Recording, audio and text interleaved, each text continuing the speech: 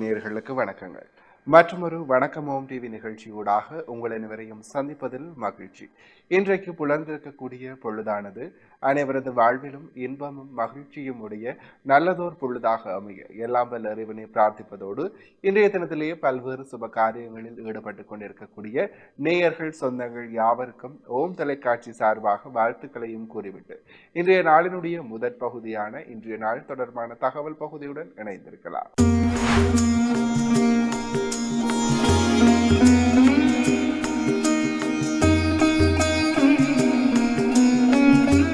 இணைந்து கொண்டிருக்கின்றோம் வணக்கம் ஓம் டிவியின் இன்றைய நாள் தொடர்பான தகவல் பகுதியுடன். அந்த வகையிலே இன்றைய நாளினுடைய நல்ல நேரங்களாக இன்று காலை 10:30 தொடக்கம் 11:30 வரை, பின் மாலை 4:30 மணி தொடக்கம் 5:30 மணி வரை.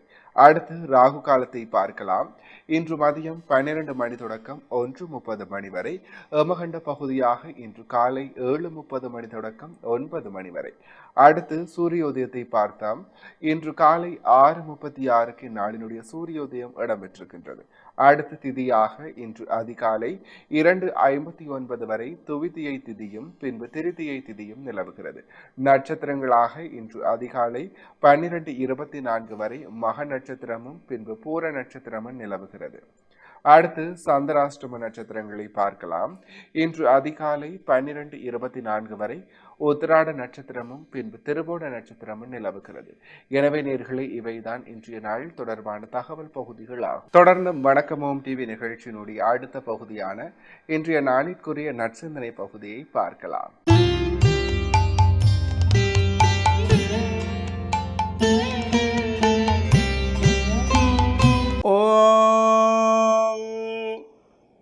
தனம் தரும் கல்வி தரும் ஒரு நாளும் தளர்வறியா மனம் தரும் தெய்வ வடிவும் தரும் நெஞ்சில் பஞ்சமில்லா இனம் தரும் நல்லன எல்லாம் தரும் அன்பர் என்பவர்க்கே கனம் தரும் பூங்குழலாள் அபிராமி கடை கண்களே.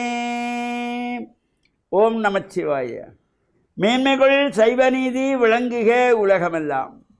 நோயற்ற வாழ்வே குறைவற்ற செல்வம். அந்த நோய் நொடிகள் இல்லாத வாழ்வு இந்த உலக மக்கள் எல்லோரும் வாழ வேண்டும் என்று கலியுகத்தின் காந்தமலை ஜோதியாகிய சபரிமலை சுவாமி ஐயப்பனுடைய திருவடிகளை சிறந்தாழ்த்தி டான் தமிழொலி ஓம் தொலைக்காட்சி நேயர்கள் அனைவருக்கும் சர்வதேச இந்து மத குறிப்பீடம் அகில இலங்கை சபரிமலை ஸ்ரீ சாஸ்தா பீடத்தின் சார்பில் இனிய வணக்கங்களும் நல்லாசிகளும். இன்றும் மங்களகரமான விஸ்வாவசு வருஷம் மாசி மாதம் 30ஆம் நாள் 14/3/2026 சனிக்கிழமை. இன்றோடு இந்த மாசி மாதம் நிறைவு பெறுகிறது. நாளைய தினம் ஞாயிற்றுக்கிழமை பங்குனி மாதம் மலர்கின்றது. பங்குனி மாத பிறப்பு நாளை. இந்த மாசி மாதத்திலே நாம் சிவனுக்குரிய விரதமாகிய சிவராத்திரியை அனுஷ்டித்தோம். அம்பாளுக்குரிய விரதமாகிய மாசி மகம் விரதத்தை அனுஷ்டித்தோம். இந்த மாசி மாதம் இன்றோடு நிறைவு பெறுகின்றது. இந்த மாசி மாதத்திலே இந்த சுபகாரியங்கள் எதுவும் செய்யக்கூடாது, செய்ய மாட்டார்கள். ஒரு ஆலயத்திலே கும்பாபிஷேகம் செய்ய மாட்டார்கள், கிரகப்பிரவேசம் செய்ய மாட்டார்கள், திருமணத்தை செய்யக்கூடாது, செய்ய மாட்டார்கள். அவ்வாறு என்றபொழுது பங்குனி பிறந்தவுடனே அந்த சுபகாரியங்கள் செய்வதற்கு தயாராகியிருப்போம். இப்போ பொதுவாகவே தை மாதத்தில் ஆரம்பித்து தை மாதம் பூராவும் சுபகாரியம் நடக்கும். அப்புறம் மாசி மாதத்தில் கிடையாது. பங்குனி மாதத்தில் ஆரம்பித்து பங்குனி, சித்திரை, வைகாசி, ஆனி மாதம் வரையில் சுபகாரியங்கள் தொடர்ந்து கொண்டு போகும். அவ்வாறு இந்த மாசி மாதத்தில் புரியாமல் ஒரு சில இடங்களிலே இந்த கும்பாபிஷேகத்தை கல்யாணங்களை செய்கின்றார்கள். தவறு, அறியாமை செய்யப்படுவது. மாசி மாதத்திலே சுபகாரியங்கள் எதுவுமே செய்யப்படாது. ஆலயங்களிலே கும்பாபிஷேகம் செய்யவே கூடாது. அவ்வாறு செய்தால் அது செய்கின்றவருக்கும் செய்விக்கின்றவர்களுக்கும் ஆலய நிர்வாகர்களுக்கும் வணங்குகின்ற அடியவர்களுக்குமே அந்த தோஷங்கள் ஏற்படும்.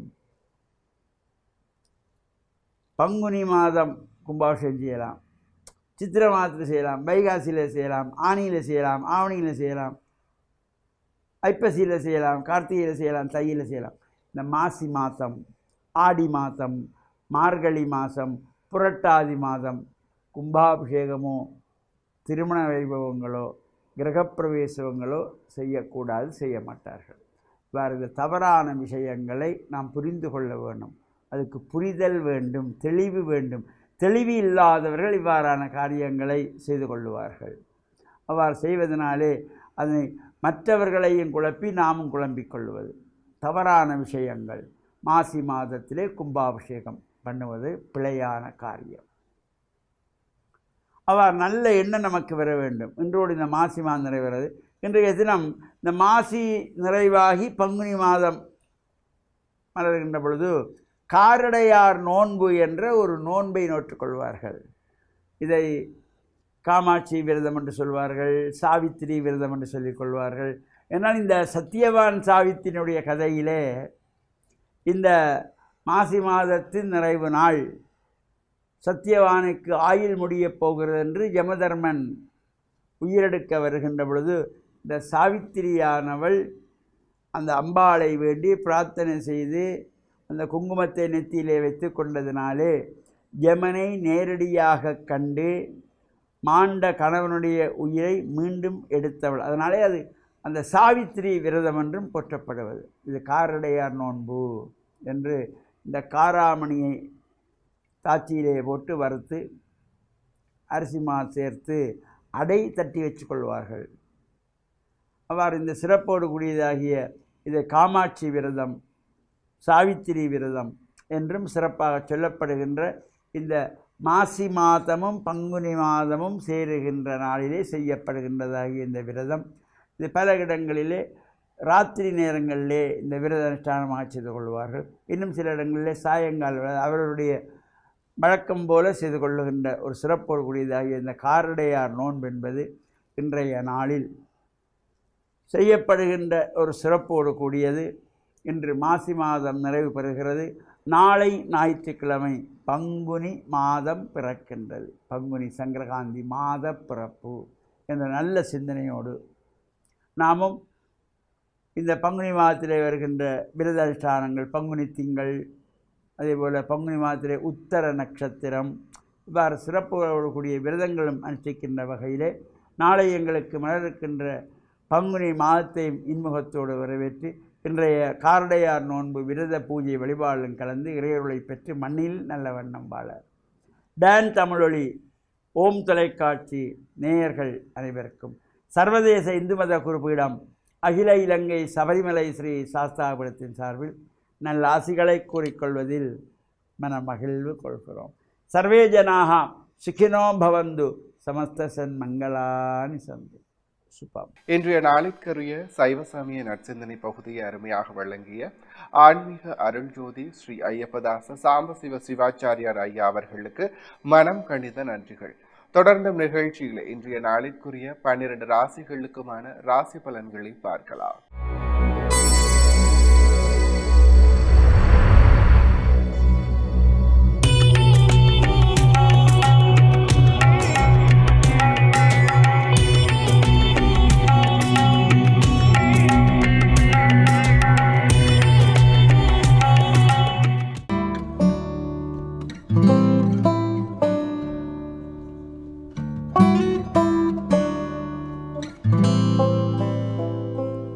ஓம் தொலைக்காட்சி நேயர்களுக்கு இனிய காலை வணக்கம். இன்றைய நாள் 14/3/2026.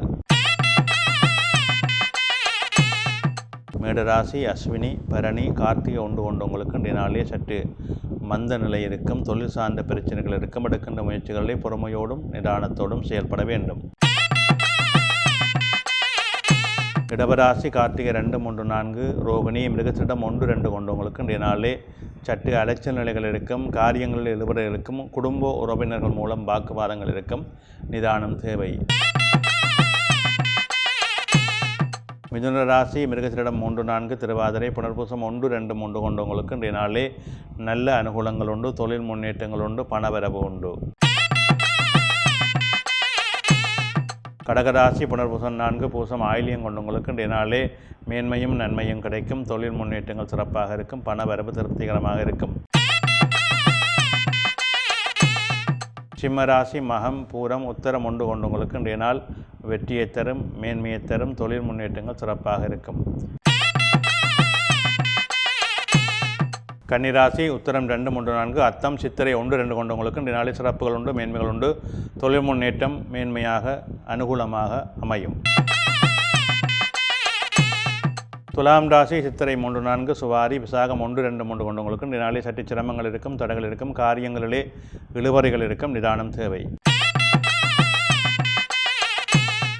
விருச்சிக ராசி விசாகம் 4 அனுசம் கேட்டை கொண்டவங்களுக்கு இன்றைய நாளே சற்று மந்த நிலை இருக்கும், எடுக்கின்ற முயற்சிகளில் இழுபறிகள் இருக்கும், காரியங்களிலே தடைகள் இருக்கும்.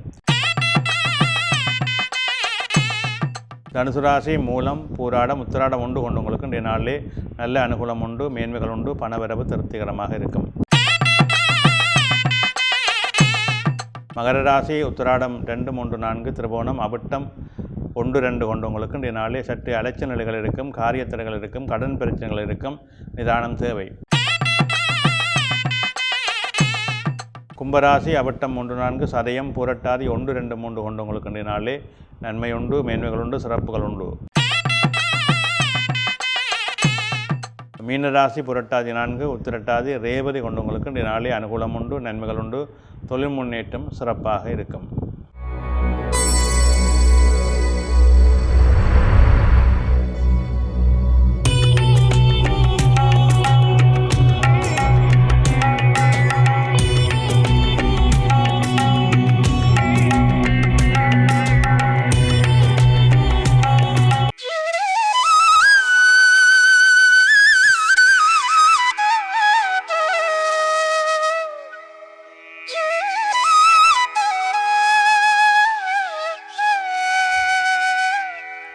இன்றைய சிந்தனை. எங்களுடைய வாழ்வியலிலே நாங்கள் பலவிதமான சிக்கல்களை, பலவிதமான நன்மைகளை, பலவிதமான அதிர்ஷ்டங்களை அனுபவிக்கின்றோம். ஒருவருக்கு தொடர்ந்து வெற்றிகள் கிடைக்கும், ஒருவருக்கு தொடர்ந்து அதிர்ஷ்டங்கள் கிடைக்கும், ஒருவருக்கு தொடர்ந்து துன்பங்கள் கிடைக்கும். ஆனால் இது எப்பொழுதுமே தொடர்ந்து என்ற சொல்லில் ஒரு குறிப்பிட்ட கால எல்லைக்குள் இது அமையும். பின்பு சுழற்சி மாறிவிடும். இன்பம் பெற்றவர் துன்பம் பெறுவார், துன்பம் பெற்றவர் இன்பம் பெறுவார். இது வாழ்க்கையிலே ஒரு சாதாரண நிகழ்வு. ஆனால் நாங்கள் எல்லோருமே எந்த நாளுமே எல்லாம் நமக்கு நல்லதாக அமைய வேண்டும் என்ற எண்ணம் மட்டும் எங்களுக்கு நிறைவாக எல்லோருக்கும் உண்டு. வாழ்க்கை என்பது சுகமாக இருக்க வேண்டும், சந்தோஷமாக இருக்க வேண்டும் என்பது இயல்பாக மனிதருக்குள்ளே இருக்கின்ற ஒரு ஆசை. ஆனால் நாங்கள் எதை பெற்றாலும் எதை எடுத்தாலும் அது எங்களுடைய உழைப்பின் மூலமாக இருக்க வேண்டும் என்பதை மட்டும் நாங்கள் மறக்கக்கூடாது. ஒரு வெற்றி தொடர்ந்து எங்களுக்கு கிடைக்குது, ஒரு லாபம் தொடர்ந்து எங்களுக்கு வருகின்றது, ஒரு அதிர்ஷ்டம் எங்களுக்கு தொடர்ந்து வருகின்றது. இது எல்லாத்துக்கும் எங்களுடைய உழைப்பு மிக மூலதனமாக இருக்க வேண்டும். மூலதனம் எங்களுடைய உழைப்பாக இருக்க வேண்டும்.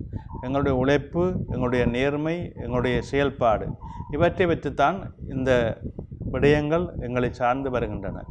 நாங்கள் அதை கண்டு ஆணவங்கொள்வதோ இல்லை அதை கண்டு நாங்கள் பெருமைப்படுவதோ கூடாது. எங்களுக்கு கிடைப்பதை நாங்கள் சரியாக பெற்றுக்கொண்டு நாம் நமது வாழ்வியலை தொடர வேண்டும். அதிலே அந்த வாழ்வியலிலே தர்மசாஸ்திரங்களுக்கு உட்பட்டு நாம் வாழ வேண்டும். அந்த வாழ்வியலின் மூலமாக எங்களுடைய எண்ணங்களும் செயல்களும் பெருமைகளும் நிதானமாக நாங்கள் கொண்டு செல்ல வேண்டும். இந்த செயல்பாட்டின் மூலமாக நாங்கள் வாழ்வியலிலே பல நன்மைகளை பெற முடியும். நாங்கள் நமக்கு கிடைக்கின்ற அந்த பெருமைகளையும் நன்மைகளையும் அதிர்ஷ்டங்களையும் பெருமிதமாகவும் அதிர்ஷ்டமாகவும் வைத்து கொண்டு செயல்பட்டால், அதிலே இருக்கின்ற எங்களுடைய செயல்பாட்டிலே ஆணவம் கலந்துவிட்டால் நமக்கு அது இன்னும் துன்பங்களை கொடுத்துவிடும். பொதுவாகவே இயல்பாகவே நாங்கள் இன்னொருடைய வாழ்வியலிலே அவருடைய சாபத்துக்கு நாங்கள் ஆளாகக்கூடாது. அதே நேரம் ஒருவர் தவறு செய்தாலும் அதை பார்த்து கொண்டு இருக்கக்கூடாது. இது ரெண்டும் மிக முக்கியமான ஒரு கத்தியின் மேல் நடப்பது போல ஒரு நிகழ்வு. எங்கள் கண்ணுக்கு முன்னே ஒரு பிரச்சனை, ஒரு தவறானபடியாக நடக்கிறதா இருந்தால் அது எங்கள் அதிகாரியாக இருந்தாலும் சரி, கூட பிறந்த உறவுகளாக இருந்தாலும் சரி, உறவினர்களாக இருந்தாலும் சரி, அந்த தவறு சுட்டி காட்டி பழக வேண்டும். அவர் தெரிஞ்சினாலும் சரி, தெரிந்தாவிட்டாலும் சரி, அந்த தவறு என்பதை நாங்கள் சுட்டி காட்டுவதிலே மறக்கக்கூடாது. அதே போன்று நாம் இன்னொருவருக்கு துன்பம் செய்யக்கூடாது. இன்னொருடைய வாழ்க்கையை நாம் கெடுக்கக்கூடாது. அவர் எப்படி வேண்டுமானாலும் இருக்கட்டும், அவருக்கு நாம் தொந்தரவு கொடுக்கக்கூடாது. அதே நேரம் அவருடைய தவறுகளை நாம் சுட்டி காட்ட வேண்டும். இப்படியான அந்த நல்ல நெறிகளை தர்மசாஸ்திரங்கள் கூறி வைக்கின்றன. அந்த நெறிகளை நாங்கள் எங்களுக்குள்ளே வைத்துக்கொண்டால் வாழ்க்கையிலே எப்பொழுதும் இன்பம்தான். நன்றி.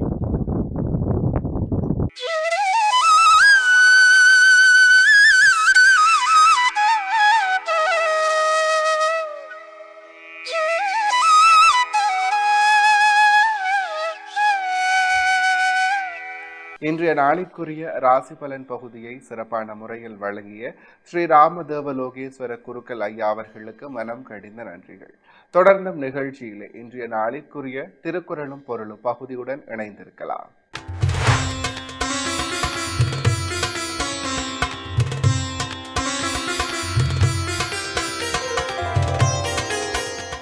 இன்றைய நாளிற்குரிய குறளும் பொருளையும் பார்க்கலாம். பெருமவற்றுள் யாமறிவது இல்லை, அறிவறிந்த மக்கட்பேறுகள்ல பெற. இக்குறளினுடைய பொருளாக, பெறத்தகுந்த பேறுகளில் அறிய வேண்டியவைகளை அறியும் நன்மக்களை பெறுவதை தவிர மற்ற பேறுகளை யாம் மதிப்பதில்லை. இக்குறளையும் பொருளையும் மீண்டும் ஒருமுறை பார்க்கலாம். பெருமவற்றுள் யாமறிவது இல்லை, அறிவறிந்த மக்கட்பேறுகள்ல பெற. இக்குறளினுடைய பொருளாக, பெறத்தகுந்த பேறுகளில் அறிய வேண்டியவைகளை அறியும் நன்மக்களை பெறுவதை தவிர மற்ற பேறுகளை யாம் மதிப்பதில்லை. எனவே நேர்களே, இவைதான் இன்றைய நாளிற்குரிய குறளும் பொருளுமாகும். இன்றைய நாளிற்குரிய அனைத்து வணக்கம் ஓம் டிவி பகுதிகளும் நிறைவேறியது. மற்றும் ஒரு வணக்கம் ஓம் டிவி நிகழ்ச்சியோடாக உங்கள் அனைவரையும் சந்திக்கும் வரையில் உங்களிடத்திலிருந்து விடைபெற்று செல்கிறேன். நன்றி, வணக்கம்.